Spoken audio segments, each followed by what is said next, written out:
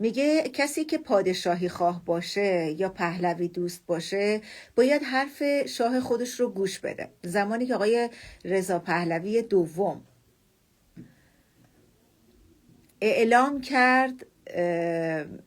کرد که درست رفتار کنید، ما هم درست رفتار میکنیم. خب موضوع همینه. موضوع اینه که خیلی از نظر من باور به آقای پهلوی در دید خیلی از پادشاهی خواهان شبیه باور به خدا شده. چجوری؟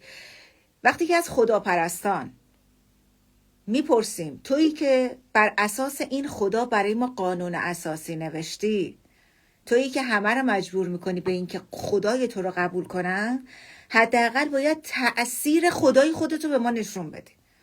به ما بگو ما کجا بریم این خدای تو رو امتحان کنیم و بفهمیم که واقعیت داره.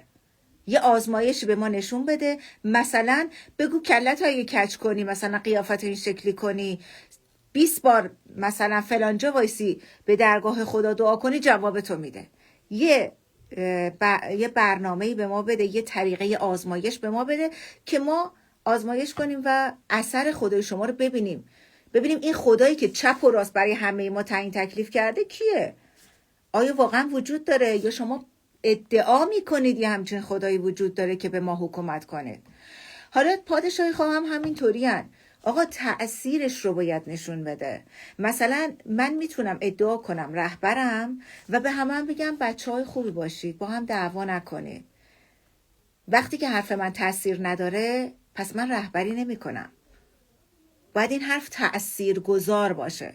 کسی که رهبره باید نتیجه عملش مشخص بشه. یعنی ما از رو نتیجه عملش به این نتیجه میرسیم که آقا این آقا داره رهبری میکنه، این خانم داره رهبری میکنه یا نه. وقتی که نتیجه نمیده، بر چه اساسی؟ یه سری افراطیون هستن که همه هم میدونن قابل انکار نیست، طرفداران پادشاهی هستن، یا اصلا ما میگیم سایبریای حکومتی هستن به اسم طرفداران پادشاهی دارن اختلاف ایجاد میکنن. اوکی، اینا باید جمع آوری بشن. آقای پهلوی یعنی به ذهنش نرسیده که میتونه مثلا یه کمیته کوچیکی درست کنه متشکل از 5 نفر آدم، 6 نفر آدم، نمیدونم. بعد به اینا بگه شما فضای مجازی رو مانیتور کنید. چند تا اکانت معتبر هم بگه اینها اکانت های معتبری هستن که حرف میزنن حرف منه. ما بدونیم که از طریق اون اکانت های معتبر میتونیم بفهمیم که کی درسته، کی ادعاهاش در مورد پادشاهی خواهی درسته، کی غلطه. و اون کسایی که تو اون کمیته دارن برفرض یا فکت چکت میکنن، یعنی حقیقت یابی میکنن، یا دارن مچ دیگران رو میگیرن، میان اعلام میکنن آقا جون فلان اکانت بزرگ وقتی داره به بقیه مردم به غیر پادشاهی خواهان فحش میده از ما نیست. مثلا به این وسیله آقای پهلوی نمیتونست برای ما یه راهی رو ایجاد کنه که فرق سایبری حکومتی رو با سایبری های آقای پهلوی بفهمیم.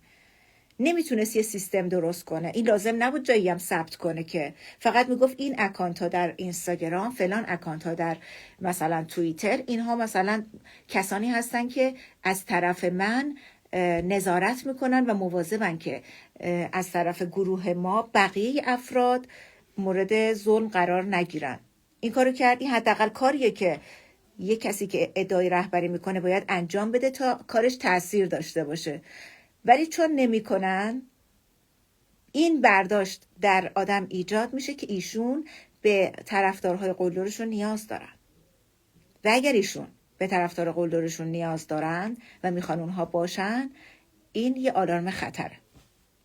موضوع اینه.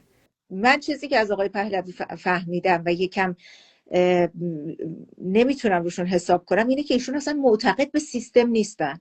یه سیستمی باید ایجاد کنه. نوشته مثلا ایشون فرمان میدن و مردم خودشون باید گوش کنن. ما نمیتونیم بگیم که توی یه کشور بدون سیستم ایشون میخوان فرمان بدن و مردم گوش کنن. کشور سیستم داره. ایشون هم باید در حد کوچیکی که خارج از کشور دارن فعالیت میکنن یه سیستمی داشته باشن برای اینکه جلوی این افراطیون رو بگیرن. فرصت زیادی هم داشتن تا حالا که جلوی افراطیون رو بگیرن. این که نگرفتن کوتاهی ایشونه. نوشته خیلی اومدن باش کار کنن تو زرد از آب در اومدن. خب دوست من، شما همین حرف خودتون رو ببینین، میگین خیلی اومدن با آقای پهلوی کار کردن تو زرد از آب در اومدن. این نشون دهنده یه رهبر با بصیرت نیست که کسانی رو میاره در کنار خودش. من این خیلی ها تو زرد از آب در میان. رو این حساب از کجا معلوم که به اسم ایشون، مثلا ایشون نمیخواد هیچ حزبی بزنه که مسئولیتی قبول نکنه، ولی از کجا معلوم کسایی که به اسم ایشون، به اسم پادشاهی خواهی حزب میزنن، در فردای فروپاشی با قلدری یه بلندگوی بزرگ دستشون نباشه و بیان به اسم ایشون حکومت کنن؟ اگه قرار همه چیز به اسم ایشونه از الان، یعنی تقصیر ایشون نیست، همه چی فقط به اسم ایشونه. خب از کجا معلوم این در فردای براندازی جمهوری اسلامی پیدا نکنه؟ چرا ما باید به این فکر نیفتیم؟ ما باید الان بتونیم پاسخگو کنیم. تا کسی مسئولیت قبول نکنه ما نمیتونیم پاسخگوش کنیم. متوجه هستید؟ میگه مردم ایران پادشاهی خواه هستند و پدر و پسر سند زنده آنهاست. هر کس مخالفت کند یعنی مخالف رأی ملت ایران است. خب این ادعاه یکی از مشکلات ذهنیت پادشاهی خواهان و ذهنیت خدا باوران همینه. فرضشون اینه که ادعا مساویه با اثبات و حقیقت. هر کسی میتونه ادعا کنه، ولی ادعا به معنی این نیست که حقیقت هم داره اون حرفی که ادعا شده. شما فقط الان ادعا کردی که مردم ایران پادشاهی خواه هستن. هر کس باشون مثلا چون پادشاهی خواه هستن، اگه کسی با اینا مخالفت کنه، این ادعاه چجوری اثبات میکنید؟ هیچ راهی برای اثباتش وجود نداره.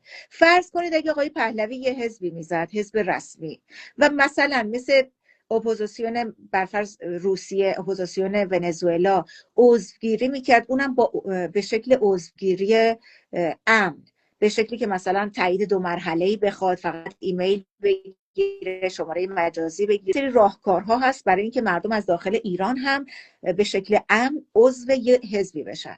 خب فرض کنید که آقای پهلوی این کارو میکرد و ما تازه اینایی که این حزبا رو میزنن به این شکل عضوگیری میکنن، یه سری برنامه هایی هم توی سیستم میذارن برای تشخیص بات ها یا کاربران مشکوک و اونها رو حذف میکنن. یعنی همچنان این سیستم هایی که الان خیلی از اپوزیسیون های خارج از کشور مثل اپوزیسیون روسیه یا ونزوئلا اینا ساختن، همشون میتونن تعداد تقریبی، یعنی تعدادی که به احتمال بالایی نزدیک به واقعیت رو از مردم حدس بزنن، بگن آقا جون اینقدر درصد از مردم به حزب ما پیوستن.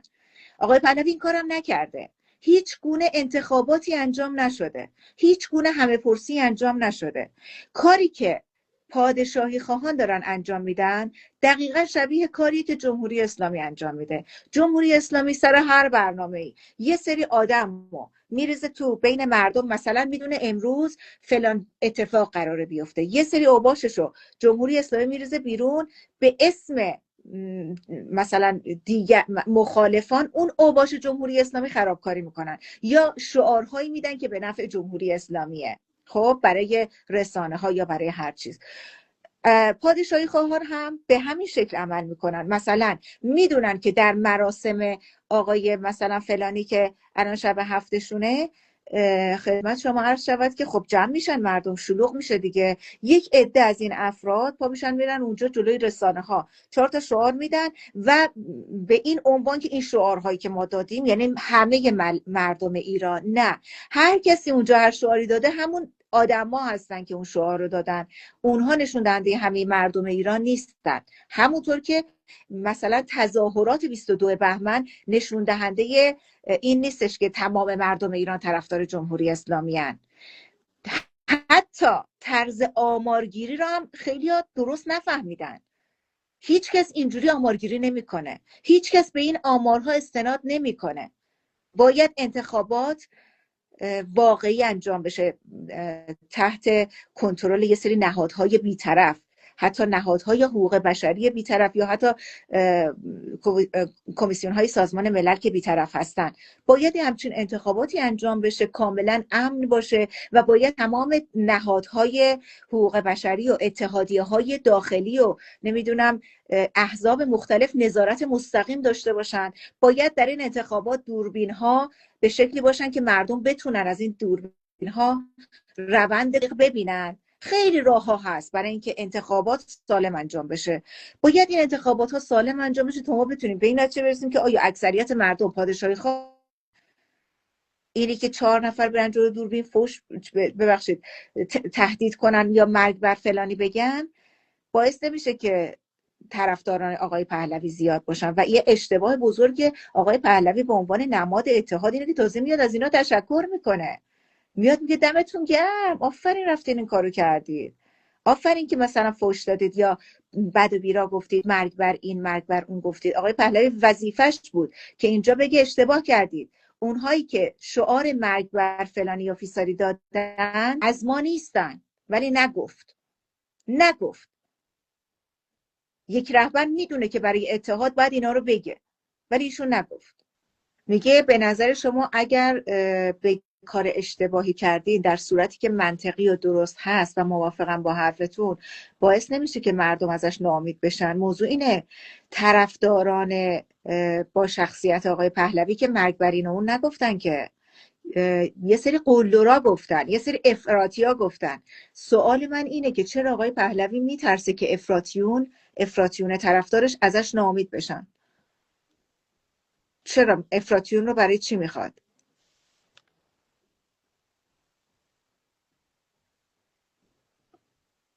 اینجوری آمار نمیگیرن دوست من. نمیشه اتفاقا طرفداران شاهزاده رضا پهلوی خیلی زیادن. اوکی کوش.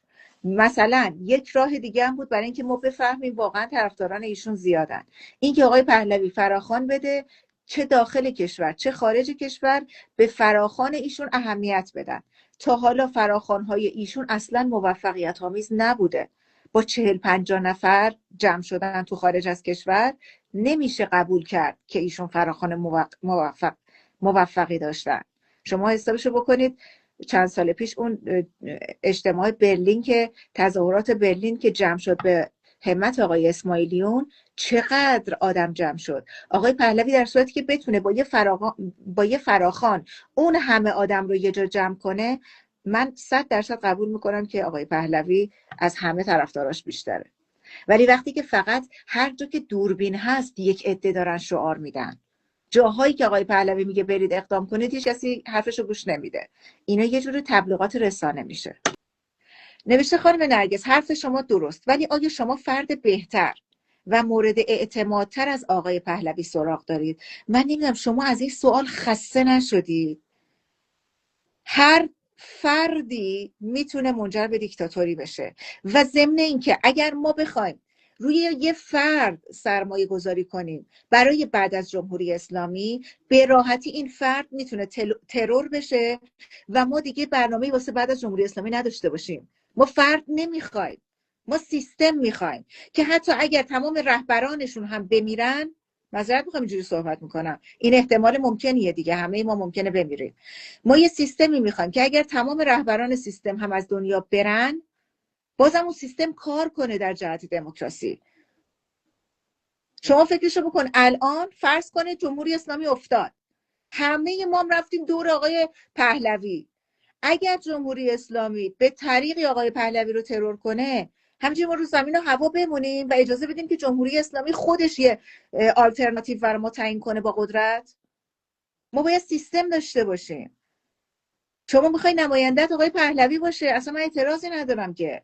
منتها این که شما میخواید ما همه تخم مرغامون رو بریزیم تو سبد آقای پهلوی، از نظر من نه منطقیه نه امنه. خیلی هم دلیل دارم براش. شما میخوای همه تخم مرغاتو بریزی تو سبد آقای پهلوی، بریز، ولی از من نخوا برم یکی دیگر رو معرفی کنم. من دنبال سیستمم، سیستم و دموکراسی که متشکل از احزاب، متشکل از نهادهای مختلفه، متشکل از اتحادیه های مختلف، اصناف مختلفه. یعنی اصناف باید دخالت داشته باشن. یکی از کارهایی که آقای پهلوی کرده اینه که در میاد میگه من فراحزبیم. خب باش ما اصلا قبول میکنیم در حالی که شما سمت رسمی نداری فراحزبی هستی. به چه حق شما برنامه گذار می نویسی؟ شما که فراحزبی هستی نباید سیاست بنویسی، نباید تو سیاست گذاری ها کاری داشته باشی. شما باید اون فرای حزب بیستی، فقط همه رو متحد کنی، از احزاب مختلف، گروه های مختلف دعوت کنی، برنامه ارائه بدن و در اتحاد بین اینها سهیم باشی. برای چی برنامه گذار می نویسی؟ شما نمیتونی هم خودتو فراحزبی بدونی هم برنامه سیاسی بگی من سیاسی نیستم هم سیاسی باشی. این درست نیست. این ابهام ایجاد میکنه. ابهامی که شما میذاری هم تفرقه ایجاد میکنه.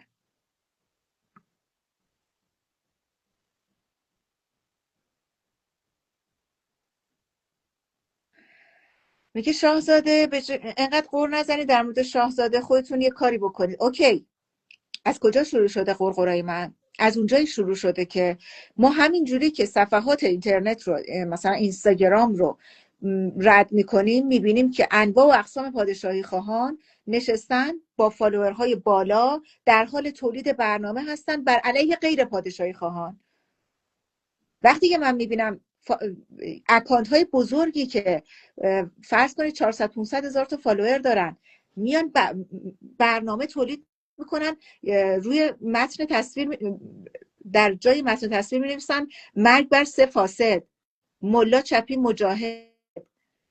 شمایی که مرگ بر گویان میخوای بیای حق بقیه رو بگیری، چه اعتمادی میشه بهت کرد؟ جمهوری اسلامی هم از اون طرف داره مرگ بر این و اون میگه، شما از این ور داری میگید.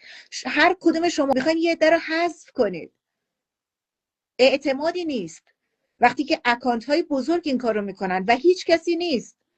یعنی آقای پهلوی بعد از این همه مبارزه هیچ گروهی رو تعیین نکرده که توی اینترنت جلوی این کارها رو بگیرن و بگن فلانی اگر شما داری از این ادبیات استفاده میکنی، از ادبیات مرگ، از ادبیات اعدام استفاده میکنی، نمیتونی خودت رو جزء ما بدونی. وقتی که این کارا رو نمیکنن، خب هر کسی برای خودش هر برداشتی که دلش بخواد میکنه و خودش رو جا میزنه. و آقای پهلوی این همه سال عکس عملی به این افراطیون نشون ندادن. پس کی؟ وقتی نمیخوان نشون بدن حتما این افراطیون رو میخوان و ما با یه رهبری که دنبال حفظ افراطیونه به مشکل برمیخوریم.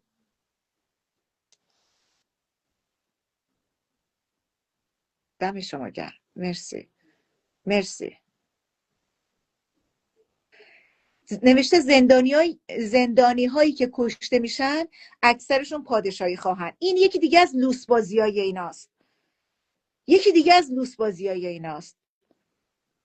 یعنی یکی دیگه جونش رو به خطر انداخته، داره مبارزه میکنه با هر دیدگاهی. اینا یارکشی میکنن.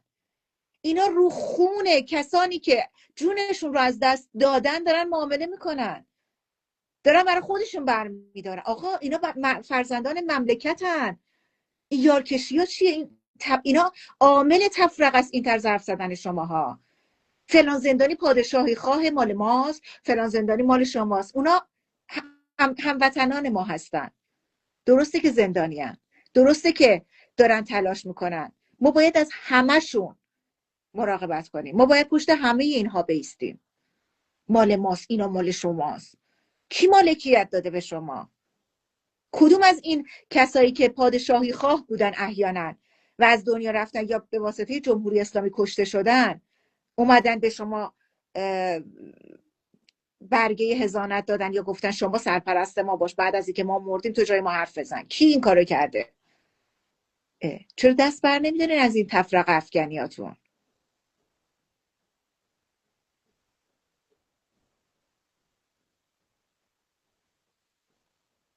من موافق نیستم دوست من موافق نیستم. یه نفر نوشته برو ببین آقای مازیار که باهاش لایو میذاری چقدر فحاشه میکنه. من شخصا موافق نیستم. اونا حق دارن در مورد این چیزی که آزارشون میده اعتراض کنن.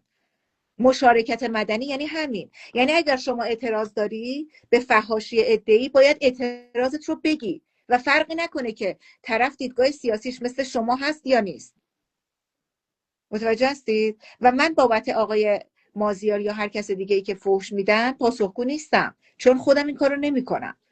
کلا فحش دادن برای خود من زخم روانی ایجاد کرده. یعنی انقدر که من فحش شنیدم در طول زندگیم، فحش دادن برای من مطلوب نیست، برای من آزاردهنده است.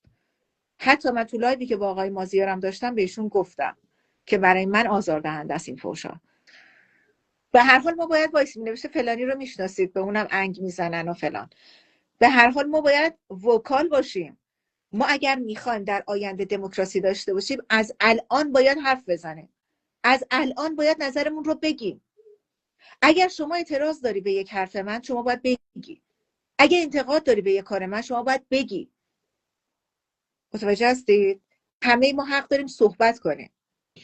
آزادی عقیده یعنی که من هر عقیده‌ای که خودم موجه میدونم و از نظر خودم معتبره رو داشته باشم، و آزادی بیان اینه که شما میتونی از عقیده من ایراد بگیری. تموم شد رفت.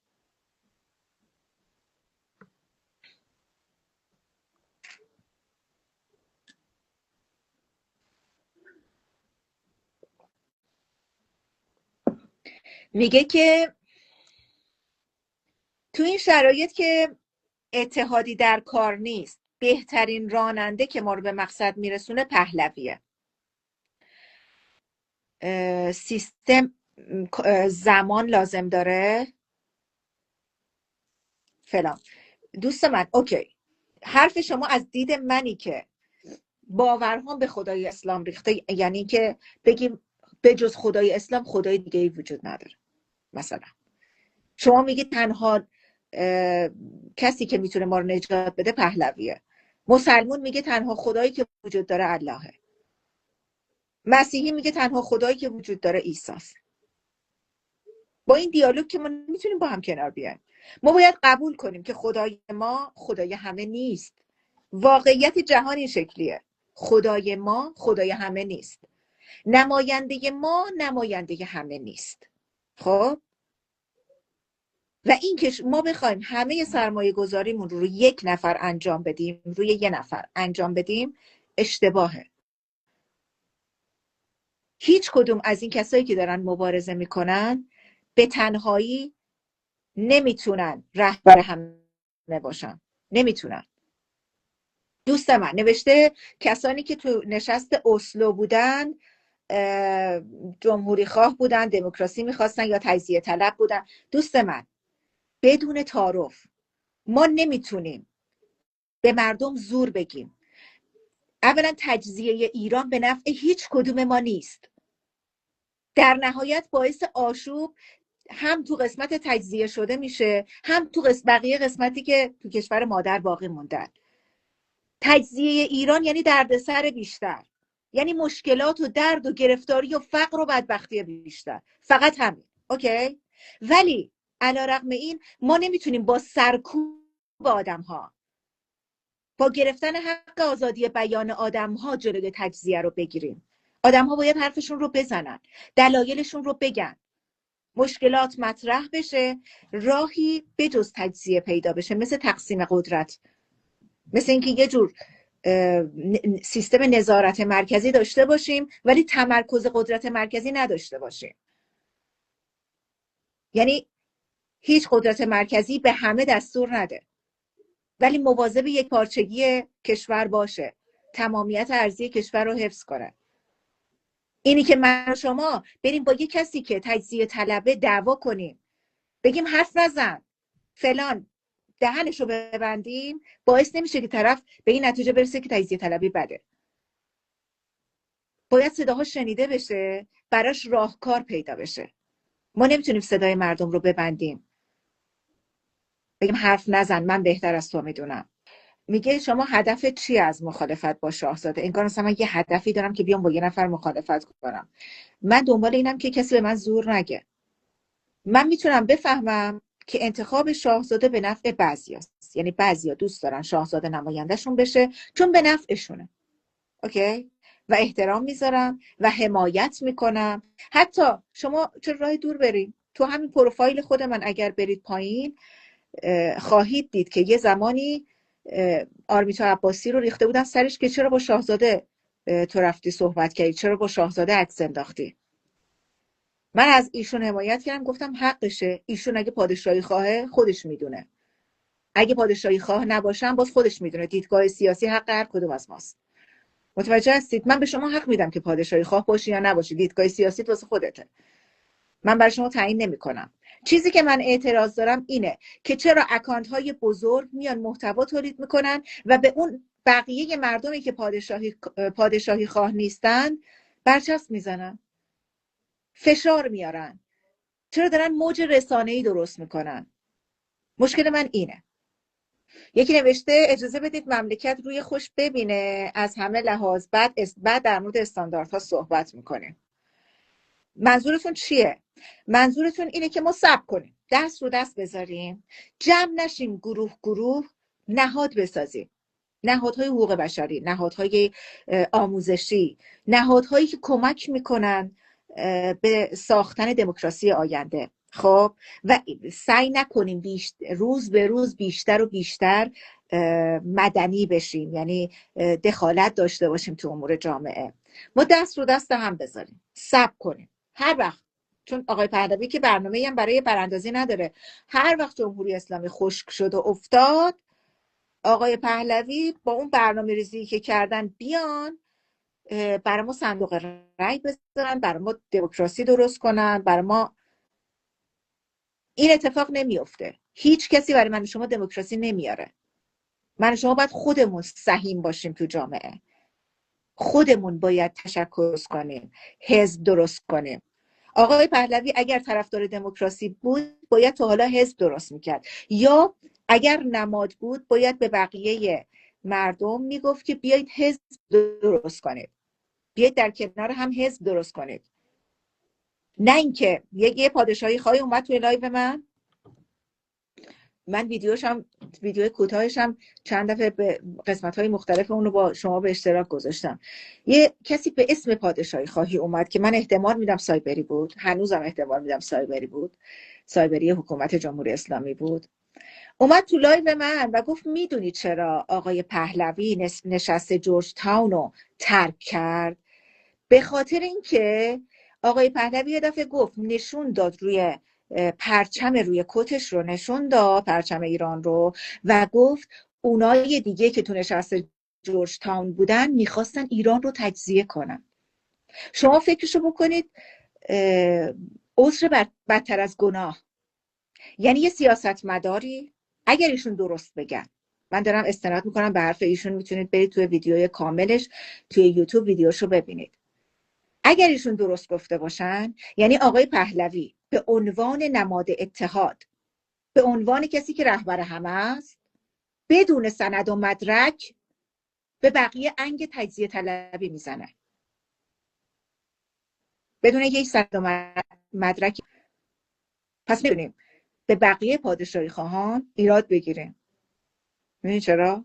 چون آقای پهلوی این کار رو داره میکنه. اگر ایشون درست بگن، چون من همچین چیزی رو ندیدم، ولی شاید اگر ایشون درست میگن، برای من سوال ایجاد میکنه که چرا یک کسی که خودش رو مایه اتحاد میدونه بدون سند و مدرک به بقیه رقبا چنین اتهامی میزنه. راجب کیا بگم؟ نمیشه چرا راجب اونا چیزی نمیگی؟ راجب کیا بگم؟ ما 2 نفر رو من میشناسم، یعنی از 3 نفر رو میشناسم که خودشون رو رهبر اعلام کردن. یکی حسینیه که خودش رو نمیدونم، اون دیگه اصلا خودش رو توی سیاره دیگه میبینه، اصلا توی دوران دیگه میبینه، اصلا برای خودش جوکیه. اون که اصلا نمیشه در مورد اصلا حتی انتقاد کردن با آقای حسینی، سید چی اسمش چیه، محمد حسینی، انتقاد کردن به اون خنده داره. من جز کسایی نیستم که اصلا بخوام کاری به ایشون داشته باشم. یکی ایشونن که خودشون رو رهبر اعلام کردن، یکی هم مجاهدین هستن که خیلی وقت بلیتشون سوخته، کسی اصلا مجاهدین رو نمیخواد. شاید پیرمردا و پیرزنا طرفدارش باشه، من نمیدونم، ولی جوان امروزی نمیخواد. اونا خودشون هم میدونن هیچ کسی تسلیم این فرقه نمیشه. اوکی؟ روی این حساب اصلا ایشون هم چون مریم رجوی هم که خودش میدونن، چون اوتن کارش نمیشه کرد. ولی من میدونم که کسانی هستن که ارادت دارن به آقای پهلوی و آقای پهلوی خودش آدم محترمیه، میتونه نماینده یه عده‌ای باشه، یه عده بهشون اعتماد دارن و فکر میکنم میتونه منافع اونها رو تامین کنه. ما ایشون رو زیر سوال میبریم. شما کس دیگه ای رو میشناسید که ادعای رهبری کرده باشه؟ بگید من اونم زیر سوال ببرم.